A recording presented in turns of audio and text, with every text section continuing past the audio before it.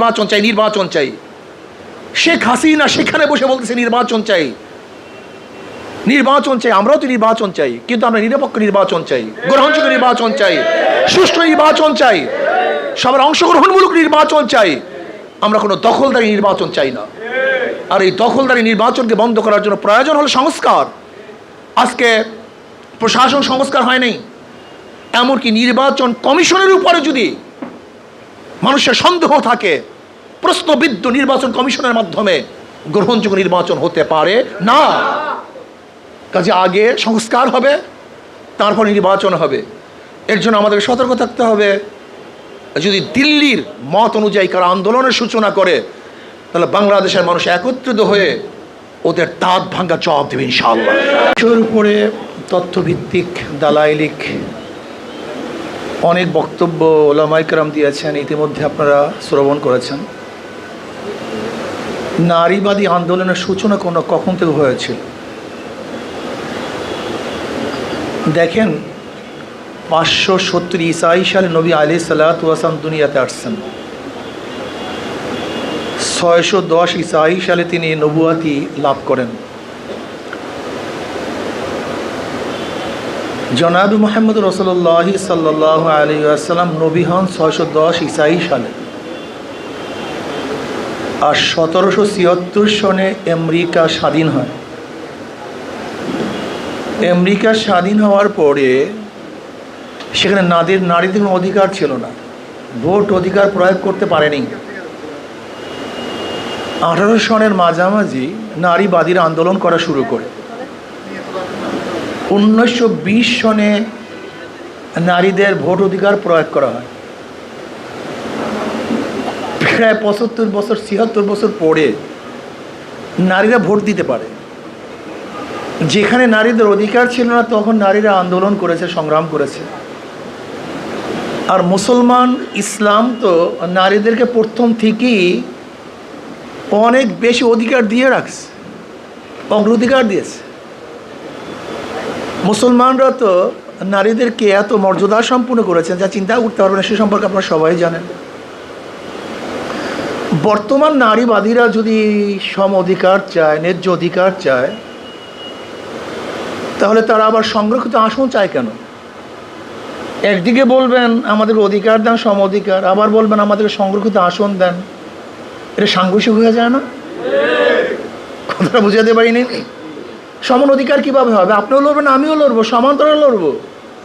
কিন্তু আমাকে যদি বলেন আমাকে স্পেস দিতে হবে, আমাকে এইটা দিতে হবে, আমাকে সেইটা দিয়ে বা শর্ত জোড়ান, তার সম অধিকার হয়? এটা বিয়া খুব নাকি? তুমি সম অধিকার চাও, আবার সংরক্ষিত আসন চাও। তুমি সম অধিকার চাও, আবার এইটা আমাকে দিতে হবে, সেটা দিতে হবে কেন? তুমি সম অধিকার চেয়েছ। ওদের প্রস্তাবনার মাধ্যমেই হাজারো সংঘর্ষ ওদের মধ্যে আস।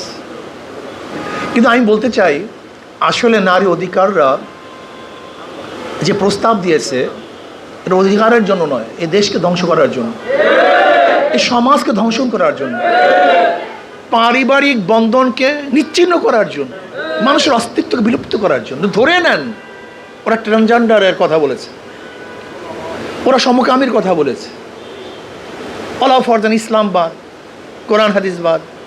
কিছু সময়ের জন্য আমরা সবাই সমকামী হয়ে গেলাম ওদের কথা অনুযায়ী। ধরে নেন যেখানে পুরুষ এবং মহিলার বিবাহ বন্ধন থাকবে না, পুরুষ পুরুষ, মহিলা মহিলা, সমাজ চলতেছে। আচ্ছা বলেন তো, 100 বছর পরে এই দেশের অবস্থাটা কী হবে, দুনিয়ার অবস্থাটা কী হবে? বোম্বিং করার দরকার আছে, বুলেট মারার দরকার, যুদ্ধের কোনো প্রয়োজন আছে? 100 বছর পরে দেখবেন একজন লোক দুনিয়াতে নেই। তোমরা এমন প্রস্তাব করেছো যে প্রস্তাবটা সবাই গ্রহণ করলে 100 বছর পর দুনিয়াতে থাকবে না। এটা কোনো প্রস্তাব হতে পারে? বিবেকবান মানুষ এটাকে গ্রহণ করতে পারে? যেই আইনটা, যেই কাজটা করার জন্য ওরা কোটি কোটি মিলিয়ন ডলার ব্যয় করতেছে, এই কাজটা যদি আমরা শুরু করি, তাহলে আমরা কি দেখবো? 100 বছর পরে দুনিয়ার অস্তিত্ব বিলীন, নাই, সব শেষ। এই তোমাদের মেধা, এই তোমাদের জ্ঞান, এই জ্ঞান নিয়ে চলো। ওরা কি চায় ওরা নিজেরাও জানে না। কুকুরেরও একটা আইন আছে, শুয়ারেরও একটা আইন আছে, ওদের সেই আইনটাও নেই। ওরা কি স্লোগান দিচ্ছে? চেয়েছিলাম হিস্সা, হয়ে গেলাম বেশ্যা। ভাই তোমার হেচ্ছা চাওয়ার কারণে তোমাকে কেউ বেশ্যা বলে না, তুমি বেশ্যা হয়েছে বিধায় তোমাকে বেশ্যা বলা হয়েছে। তোমার স্লোগানের মধ্যে ডিস্টার্ব, তোমার স্লোগানও ঠিক নেই, তুমি তো হও নাই, আগেই ছিলা। ইচ্ছা চাওয়ার কারণে তোমাকে কেউ বেশ্যা বলে নাই, তুমি বেশ্যাভিত্তিক কাজ করার কারণে তুমি বেশ্যা হয়েছ, আর সেটাকে নিজে জাহের করতেছে। এই স্লোগান বাংলাদেশের বুকে হবে আমরা চিন্তাও করতে পারিনি, ভাবতেও পারিনি। এই স্লোগান, এই পোশাক, এই সংস্কৃতি, এই কৃষ্টি কালচার, এই ব্যানার আমাদের বাংলাদেশের মানুষের মধ্যে প্রচারিত হবে, প্রতিষ্ঠিত হবে, এ নিয়ে আন্দোলন করবে, আমরা চিন্তা করতে পারিনি। আমাদের হজরত তো বলছে ইসলাম এবং কোরআন ও হাদিসের সাথে তার সাংঘর্ষিক কথা।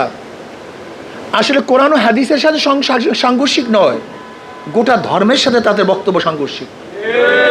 কোনো ধর্মের সাথে তাদের কথার মিল নেই, ধর্ম বাদ না, সমাজের সাথে তাদের কথার মিল নেই। এরা মনে হয় যেন ভিন্ন এক গ্রহের লোক, এই গ্রহে তারা বসবাস করে না। এরা নাস্তিকও না ভাই, এটা কি যে বলতেছে, কি বলতে চায়, কি যে চায় আমি তাও বুঝি না। পাগলের মতো, পাগলের যেরকম যেই সময় যা মনে চায় তাই বক্তব্য। এদের নিজেদের বক্তব্যের মধ্যে আপনি বিশ্বাস করবেন না, কত সাংঘর্ষিক কথা আপনি চিন্তাও করতে পারবেন না। আসল মূল ব্যাপারটা কি? আসল মূল ব্যাপার এখানে না, আসল কথায় আসেন যে হজরত ইঙ্গিত দিয়েছেন। ভারত কোনো অবস্থাতে ইউনূস সরকারকে সহ্য করতে পারছে না। যতদিন ইউনূস সরকার আছে মনে হয় যেন তার মাথার উপর একটা গজব, একটা পাহাড়। সে চাইতেছে যে কোনো মুহূর্তে ইউনূস সরকারকে সরাতে, কিন্তু সরাবে কিভাবে? সরাবার পদ্ধতিটা কি? দারুণ চমৎকার এক সরাবার পদ্ধতি। সেই সরাবার পদ্ধতির মধ্যে নিয়ে আসছে এই নারীবাড়ি আন্দোলন, এই এনজিওদের সাথে কানেকশন ক্যালকাটার সাথে। আমি আগেই বলেছি, আপনারা শুনেছেন, আমি বাইতুল মোকাররমের বক্তব্য বলেছি। এই এনজিওদের সাথে সম্পর্ক হলো ক্যালকাটার সাথে। এদের সাথে আমাদের দেশের কোনো সম্পর্ক নেই, এদের সাথে সম্পর্ক দিল্লির সাথে।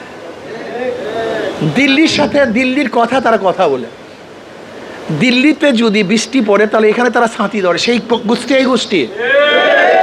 ওরা জানে নারীবাদীরা যদি এই আন্দোলনে নামে তাদের বিরুদ্ধে দেশের মানুষরা নামবে, শুধু মুসলমান না, এদেশের জনগণ তাদের বিরুদ্ধে নামবে। আর যখন জনগণ নেমে পড়বে কোন ইউনূস সরকার এক সেকেন্ডও থাকতে পারবে না। এই ইউনূস সরকারকে নামাবার পদ্ধতি, পলিসি, অন্য কিছু না, অন্য কিছু না। তারা জানে এটা বাস্তবায়ন হওয়া সম্ভব না, এটা বাস্তবায়ন করবে না, করতে পারে না, তারা জানে।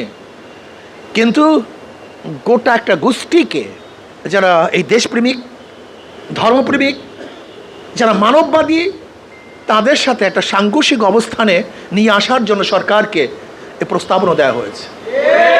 এর জন্য দেখেছেন আমরা সতর্ক ছিলাম, আমরা প্রতিবাদ করেছি, কিন্তু মাঠ পর্যায়ে খুব বেশি কিন্তু কর্মসূচি প্রদান করিনি। আপনারা খেয়াল করেছেন, আমরা সতর্ক আছি যে কোথা থেকে আসছে। আমরা প্রতিবাদ করেছি, আমরা সরকারের কাছে প্রতিবেদন দিয়েছি, সাংঘর্ষিক কোন কোন জায়গায় সব কিছু আমরা তাদের উপস্থাপন করেছি। সরকার বলেছে যে প্রস্তাব মানামানি বাস্তবায়ন না, সে আমলেও নিয়েছে কথা। কিন্তু মূল ব্যাপারটা হলো ভারত চায় না ইউনূস সরকার একদিন বেশি থাকুক। দেশের অবস্থা ভালো না, আপনারা জানেন না, অবস্থা খুবই খারাপের দিকে চলছে, যাচ্ছে। রজ এই কাজ করতেছে প্রায় সাকসেসের পথে। আপনাদের সতর্ক থাকতে হবে, অবশ্যই সতর্ক থাকতে হবে। দিল্লির কোনো এজেন্ডা বাংলাদেশে বাস্তবায়ন করতে দেওয়া যাবে না, ধ্বংস হয়ে যাব। আপনারা জানেন অঞ্চল নিয়ে ওদের একটা পরিকল্পনা আছে। ওরা বারবার ফেনীর ওই পোলের কথা বলে, ব্রিজের কথা বলে, ওই রাস্তার কথা বলে। ওরা কি ভেবেছে এই পার্বত্য অঞ্চল চিটাগাংকে আলাদা করে বাংলাদেশ থেকে? হ্যাঁ, এই অঞ্চলের প্রত্যেকটা মানুষ এই দিল্লির বিরুদ্ধে প্রথম আন্দোলনের সূচনা করবে ইনশাআল্লাহ। আমরা সচেতন আছি। শোনেন, আজকে ভারতের দালালদেরকে বলবো, যারা দিল্লির মুখে মুখ মিশিয়ে কথা বলেন, দিল্লির চিন্তা প্রকাশ করেন, দিল্লির স্লোগানে স্লোগান দেন, দিল্লির প্রেসক্রিপশন অনুযায়ী রাজনীতি করেন, বাংলাদেশের জনগণ আপনাদেরকে চিহ্নিত করেছে। দিল্লির কোনো দাদা এবং গোলামদেরকে এদেশে রাজনীতি করতে দেওয়া হবে না, ইনশাআল্লাহ হবে না। এদেশের জনগণ মানবে না, মানতে পারে না। এক ফ্যাসিস্টকে তাড়িয়ে আর এক ফ্যাসিস্টকে ক্ষমতায় বসাবার জন্য এদেশের মানুষ আন্দোলন করে নেই। এক ডাকাত, চোর, লুচ্চা, গুন্ডা, বদমাশ এবং এক চাঁদাবাজকে সরিয়ে আর এক চাঁদাবাজকে ক্ষমতায় বসাবার জন্য জীবনের মায়া ত্যাগ করে রাস্তায় ঝাঁপিয়ে পড়ি নেই। রাস্তায় ঝাঁপিয়ে পড়েছিলাম এই মানুষের মুক্তির জন্য, এই মানুষকে আজাদ করার জন্য, স্বাধীন করার জন্য, তাদের অধিকারকে বাস্তবায়ন করার জন্য। আজকে যারা সংস্কারের বাহিরে শুধু নির্বাচনের স্লোগান কে দেয়, দেখেন ভারতের প্রত্যেকটা পত্রিকা, দেখেন মোদী সরকারের আলোচনা, ভারতের প্রত্যেকটা নিউজ শুধু নির্বাচন চাই, নির্বাচন চাই। শেখ হাসিনা সেখানে বসে বলতেছে নির্বাচন চাই, নির্বাচন চাই। আমরাও তো নির্বাচন চাই, কিন্তু আমরা নিরপেক্ষ নির্বাচন চাই, গ্রহণযোগ্য নির্বাচন চাই, সুষ্ঠু নির্বাচন চাই, সবার অংশগ্রহণমূলক নির্বাচন চাই। আমরা কোনো দখলদারি নির্বাচন চাই না। আর এই দখলদারি নির্বাচনকে বন্ধ করার জন্য প্রয়োজন হলো সংস্কার। আজকে প্রশাসন সংস্কার হয় নাই, এমনকি নির্বাচন কমিশনের উপরে যদি মানুষের সন্দেহ থাকে, প্রশ্নবিদ্ধ নির্বাচন কমিশনের মাধ্যমে গ্রহণযোগ্য নির্বাচন হতে পারে না। কাজে আগে সংস্কার হবে, তারপর নির্বাচন হবে। এর জন্য আমাদের সতর্ক থাকতে হবে। যদি দিল্লির মত অনুযায়ী কারা আন্দোলনের সূচনা করে, তাহলে বাংলাদেশের মানুষ একত্রিত হয়ে ওদের দাঁত ভাঙ্গা জবাব দেবে ইনশাআল্লাহ। লড়াই হবে রাজপথে, আন্দোলন হবে রাজপথে। রাজপথ ছাড়ি নেই, ইনশাআল্লাহ ছাড়বো না। ইসলামী আন্দোলন বাংলাদেশ সবসময় ন্যায়ের পথে আছে, থাকবে ইনশাআল্লাহ। আল্লাহ আমাকে এবং আমাদের সবাইকে ইসলাম, দেশ এবং মানবতার কল্যাণে কাজ করার তৌফিক দান করেন। আল্লাহুম্মা আমিন। রব্বানা